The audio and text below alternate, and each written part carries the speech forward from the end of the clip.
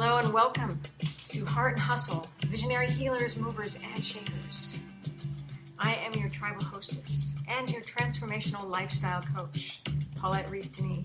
In this program, I enjoy bringing you these magical change-making entrepreneurs who are bringing healing, inspiration, and love to the world. My desire is to inspire you to step up more fully into your life, into your passions and your dreams, and continue to make beautiful change in our world. You be the change you wish to see. Thank you for joining us. Enjoy our deep and lively conversations. Blessings to you.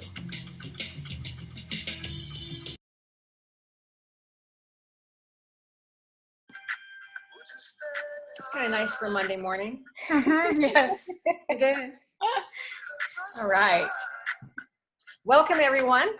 I am Paulette Rees-Denis. Welcome to Heart and Hustle, another edition of Visionary Healers, Movers, and Shakers. I'm so happy to have you all with me again today for my growing episodes of this beautiful video podcast. I love, and I love bringing you amazing, powerful, dynamic, exciting healers, movers, and shakers. So today I am really happy to introduce to you my guest, Dr. Sirena Pellarolo. It's a little bit of a mouthful. Did I get it right? Perfect.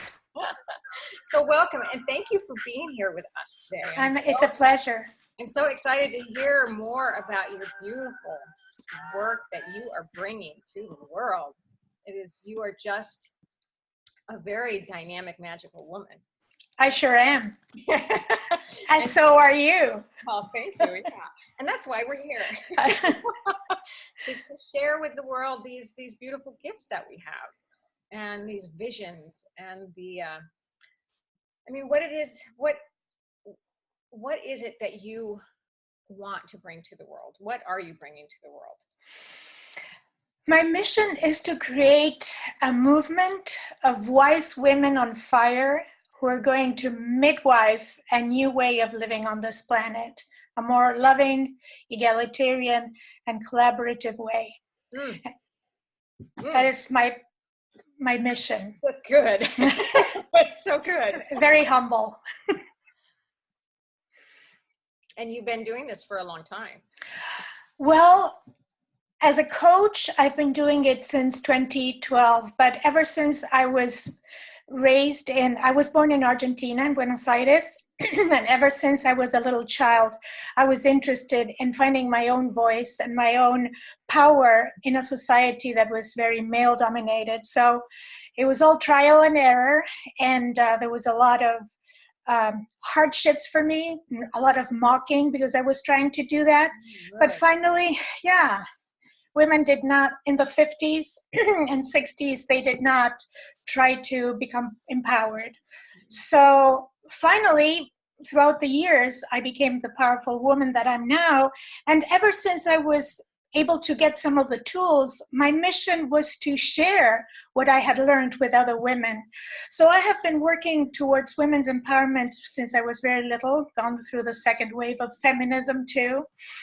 And then when I came to this country, I came to do a PhD at UCLA in Latin American cultures. So all of my research was based on women's empowerment in Latin America. And then I became a professor. I was teaching at Cal State Northridge. And when I hit menopause, I became disenchanted with my career. I loved my students. I loved the research I was doing, but I felt that I needed to take my message of women's empowerment beyond academia. Mm-hmm. And that's what I did. I retired early, going through a lot of health issues because I was scared of not getting the financial security that my check was giving me, a monthly check. And I retired at 55. I became certified as a holistic health coach, and I started my coaching practice. And at the beginning, I was working mostly with younger people, activists from the community. I was living in East Los Angeles at that time, and I was an activist myself. And then I decided that I wanted really to share with other midlife women what I had learned. So I became the midlife midwife and support successful women to move through their transitions in a holistic way. Oh, and I'm loving that. excellent. That just is so good and so needed. Mm-hmm. Yes. So when you said, so did you get ill? Yes. Well, what happened was that I was so scared of letting go of my position. Thank you for catching that. I have a history of eating disorders, and that kicked in, and I gained a lot of weight, and I had some issues, mostly adrenal fatigue. And I was sort of resigned. I said, okay, well, this is what happens with menopausal women. I'm just going to resign to become this matronly fat woman. And suddenly I rebelled and I said, no, I didn't need to buy into this aging imperative. And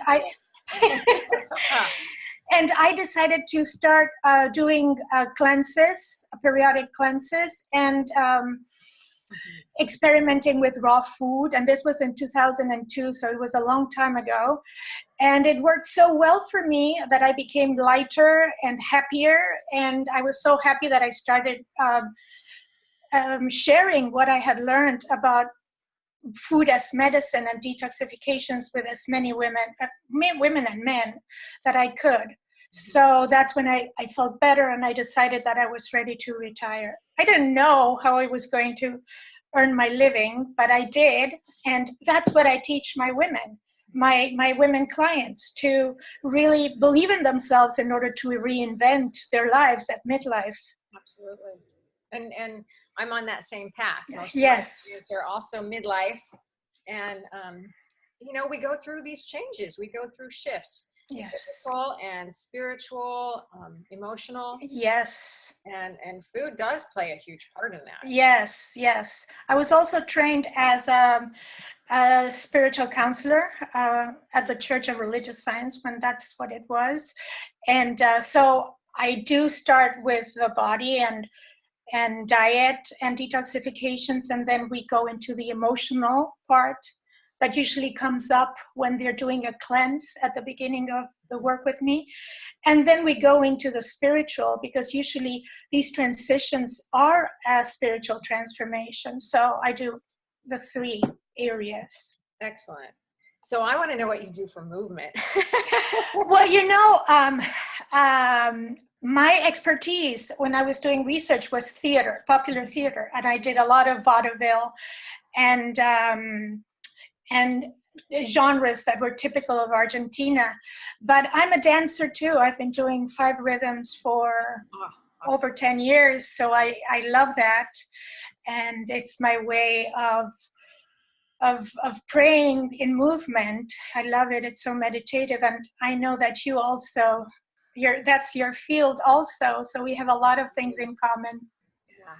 Movement, yes, and music, yeah, soul. yes, I love it. But I think, and I find a lot, and I'm sure you probably do too, working with middle-aged women, that they're beginning or are afraid to move their bodies. Yes, absolutely. Quit dancing. Yes, they yeah. I had a woman in one of my classes who said, I haven't done that since I was in college. I'm like, oh my God, They're basically scared of their bodies. I feel that they're totally disconnected from their bodies. And that's why there's so many menopausal women gain so much weight, because they have totally disconnected, and they don't even see when they're full, when they're eating, one of the reasons.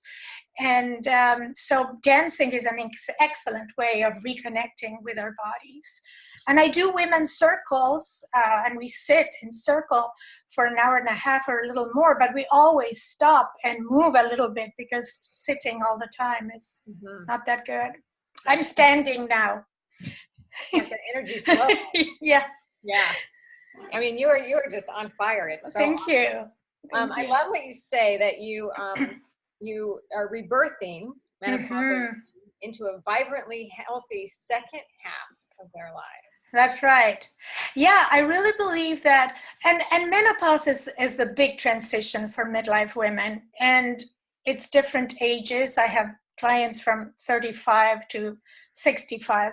But that perimenopausal time, I get a lot of clients who are in their late 30s are already getting all the symptoms of perimenopause. And I feel that those 10 years roughly of perimenopause are a portal of transformation. And it's a portal where women need to go within and really sort what they're keeping and what they're letting go. And what I see is that most of the women who have symptoms of the most inconveniencing symptoms are the ones who are clinging to something that is not working anymore for them. So I really feel that in order to rebirth, and it is like a rebirth, a spiritual rebirth, there's a lot of letting go that needs to happen. That's so good. And I do think, especially, well, probably everywhere, but in America, that the whole anti-aging, Yes, is so prevalent. yes, That when women hit that menopausal stage, they're fearful. yes. And so they probably cling a lot to the younger. Yeah, they cling to that. They cling to relationships that don't work anymore. They cling to careers or jobs that don't work, that are killing them. They cling to environments that are not supportive for their growth. So all that we usually look at when we're going through the cleanse, all those emotional toxins start coming out, and they become the raw material for me to continue doing the work and allow them to help them release all those emotional toxins. So now, are you a raw foodie? I used to be like 100% raw. I'm not 100% raw anymore, and I'm not vegan anymore. I am eating some animal protein, mostly as I age. I feel I need a little bit more, not too much, but let's say maybe 80% of my diet is raw. And you were doing some cooking classes? Yes. When I became so excited with my own physical changes, I said I need to share all this. And as I said, I was living in Northeast LA in El Sereno in a working class Latino and Chicano community. And that's a community that food justice activists call food deserts, because there weren't any good places to buy fresh food. It was mostly those chains of fast food chains. So I opened up my home that I called El Ranchito de Sirena en El Sereno, a place for healing and mystery school. Oh, I love that. Yeah, and I invited people to come, and we did raw food workshops and cleanses every change of season. And I also took my juicer to many community centers, even parks where a lot of working class people gathered to share my juices. And people started doing juicing at that time. It was like 2010.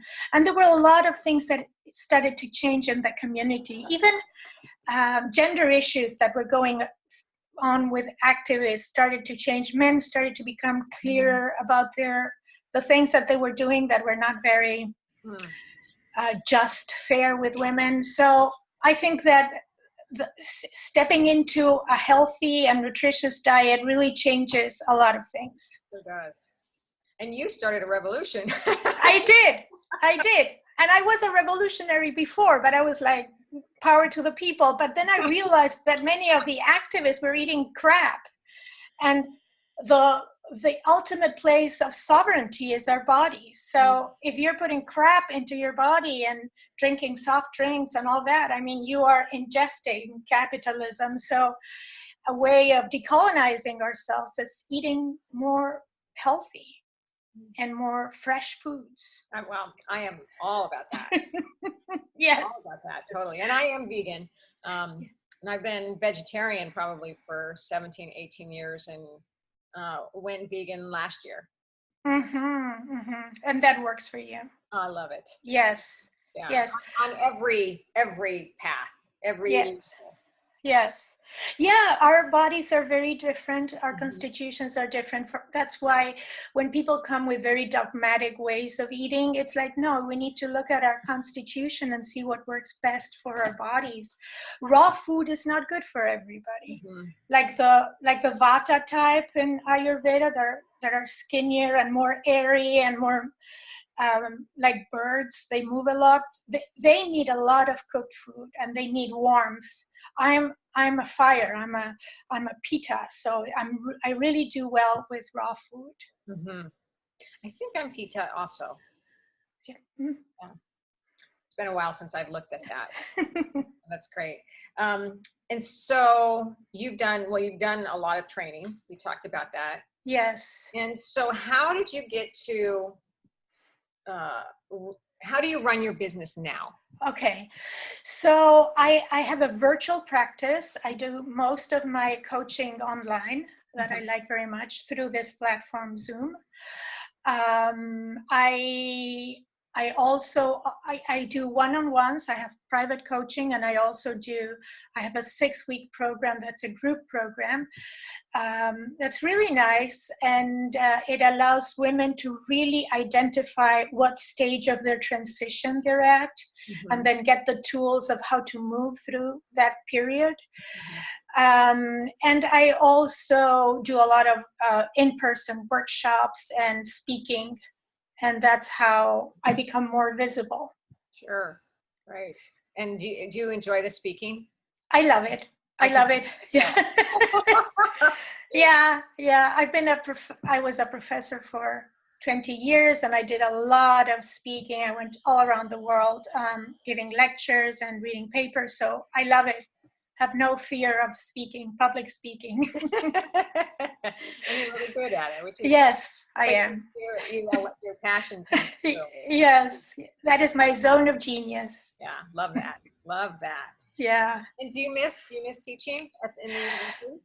A little bit, but when I started doing this 6-week program not too long ago. I was doing other group programs online, but I think that this is sort of giving me a little bit what I used to feel when I was in classes.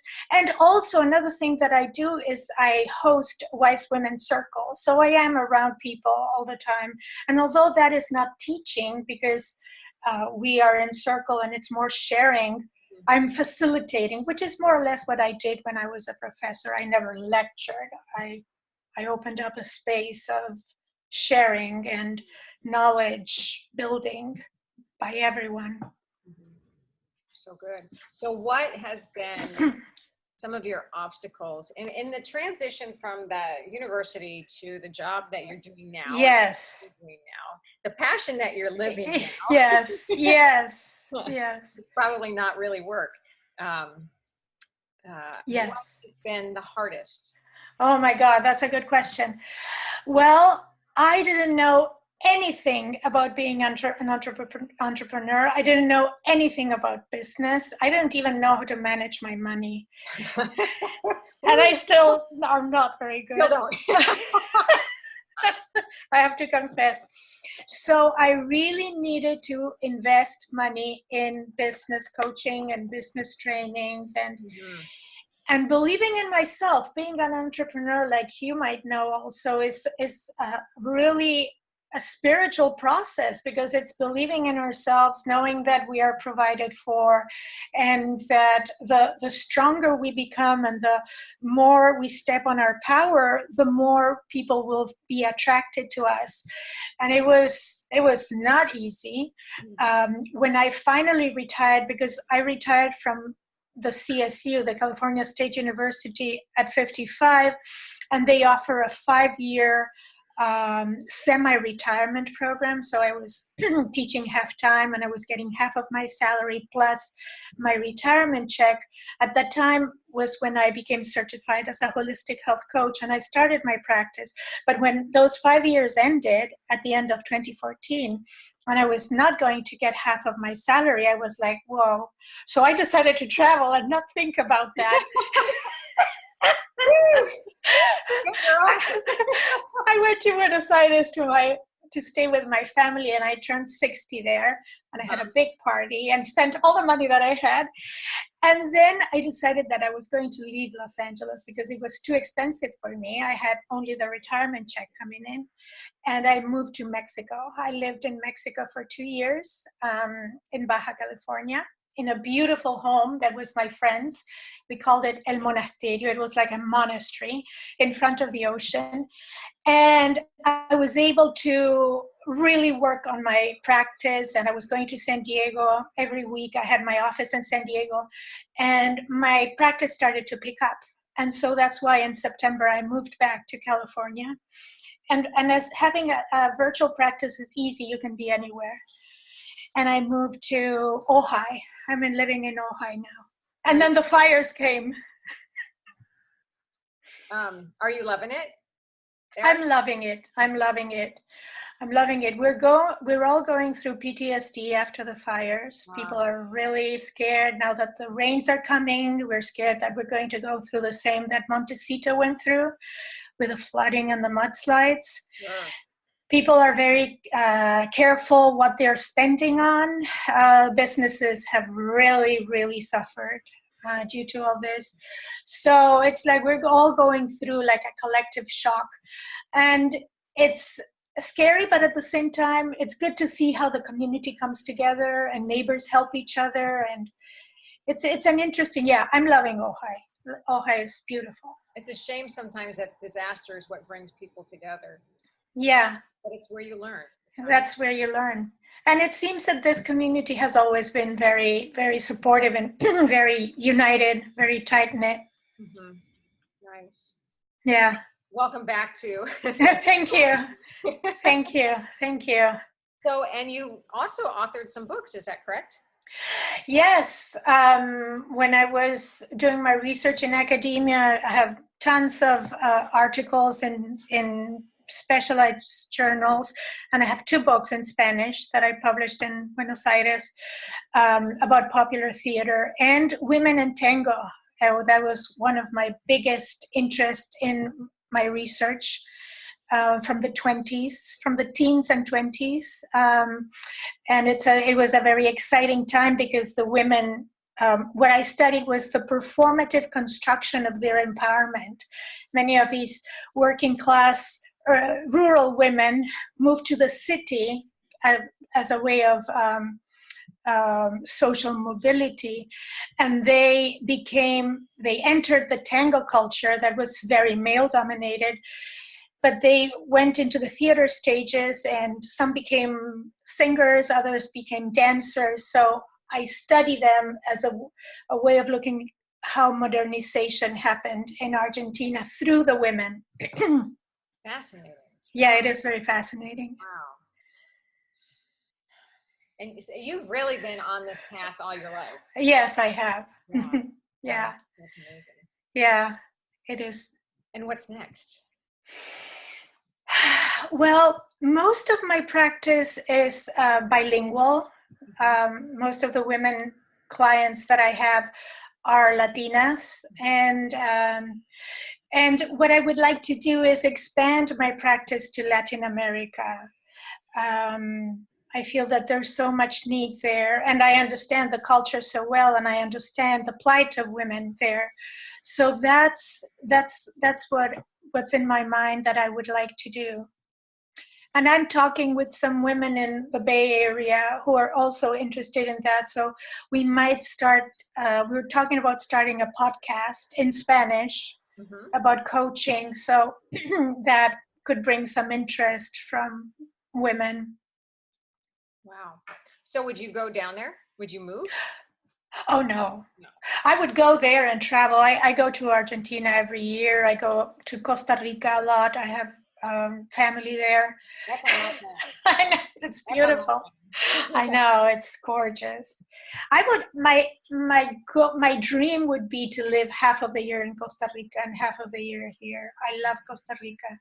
So I would go and do workshops or retreats and continue with my virtual practice. That's what works the best for me. I really like virtual. Oh, it's so great. Yeah, I love it. It still awes me. Yeah. I mean, that we can sit here and do this. I know. And reach my global audience. It's just yes. Wow. Yeah, and some women say, "Oh, I don't like online," and I ask them, "Have you ever done it?" Because it is like being in person. I don't see much difference. I mean, we can't hug each other, but yeah. Good. Well, this is just great. So you do online coaching and you have some courses. Yes. Sign up. Do you have a newsletter or? Yes, I do have a newsletter, and if people would like to get into my newsletter, they can go into my website, which is sirenapellarolo.com, SIRENAPELLAROLO.com. And there's a little window that says jumpstart your healthy habit, and I will share some healthy recipes with you, and you will be put into my mailing list so you can be informed of any events or any talks that I will be doing. Great. Any online courses. And I'll put in all her links. Thank you. I appreciate that. Absolutely. Yes. Anything else you want to share?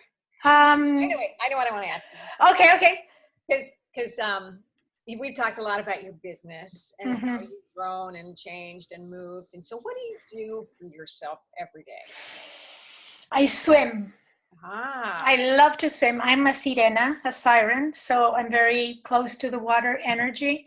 I love to swim. I walk with my dumbbells. It's important at our age that we use weight for our bones. What else? I walk in nature. Nature is so beautiful here. There's beautiful trails. And that's basically it. That's what I've been doing. I see friends once in a while. I'm quite a recluse. I'm not very much out there because I think I have my my quota of being with people, with my clients and the women's circles and all that. So we're looking into my activist persona has kicked in recently with the fires. I've been meeting with members of the community of Chico. So many houses have been burned, 170 here in the Ojai Valley. We go into meetings and there's always one person at least who has lost everything. So there's a group of people who are looking into sustainable housing. We went to CalEarth in Riverside County that they make adobe domes. So I'm really interested in that. I'm interested in sustainability and food sustainability, housing sustainability. So I'm going to be part of that. I'm interested in really birthing a new way of being on the planet. And it's so unsustainable what we're doing that I'm really interested in that too. That's great. It really rounds out the work that you do. Yes. So yes. You're coaching and assisting women and men, maybe. And then you're giving back. Yes. Yes. Rebuild on so many levels, right? Yes, exactly. Yes. Wow. Yes. Very powerful. Yeah. And magical. Because it is magic every day. It is magical. Yes, it is absolutely magical. We are living in magical times, and I'm so grateful that I incarnated in this time because it is a time of birthing something new, and I'm excited to be part of that. And that's what the message that I want to share also, that we're here for a reason, and all this suffering and pain and destruction is also for a reason. And that this is an opportunity, an opening for us to start something new. it's always good to look at that as an opportunity. I agree. Yeah. Yeah. What else is possible? Yes. What can I learn from this work? What can I take? How can I take this further? Yeah, that's right. Yeah. Moving beyond our little pain, which is totally valid, Absolutely. but transform that pain into fuel, into doing something positive. And I think too, just going back to the whole menopausal shift is, it's the identity that we've had that we need to shift. Exactly. We want to shift. Mm-hmm. So it's just lots of shifting going on. I know, a lot of shifting going on. And thank you for providing the space for me and other women to share what we're doing. I love it. I so love seeing what everybody's doing and what it has to offer and Yes. create. Yes. And the beauty that you create, and you Yes. are doing a lot, and that's really, really, again, it's powerful and it's magnificent, and it's, you know, on so many levels. So I thank you. Thank you. Thank you. Thank you. Because you are doing wonderful things too. Thank you. I feel that. I really, I love my life. I love what I'm doing. I love where I'm going, and just the expansion. Yes. That's a big word for me. Yes, totally. Totally. All Contraction right. time is over. Yeah, right. So Yeah. I'm going to turn on this beautiful song again.